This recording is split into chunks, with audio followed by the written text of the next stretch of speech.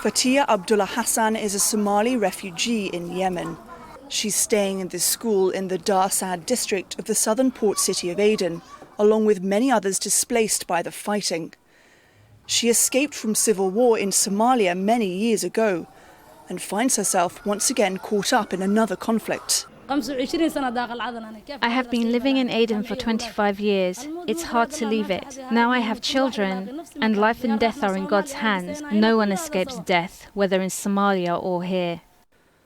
Some of the people living here are also displaced Yemenis. Adel Hassan came here with his family when their home was damaged. And there's Ayub Abda, whose house is destroyed. But they say they're worried about not having a place to stay, because the authorities want them to leave the school. Every day the authorities come to remind us about the deadline to leave on August the 20th. Where can I go as I have no house? My house was destroyed because of the war. We left because of the tragedy of the war, and now we have the tragedy of housing.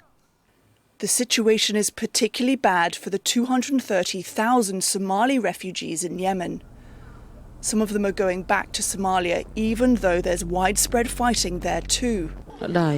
I had gone to Yemen to start a new life away from the war in Somalia.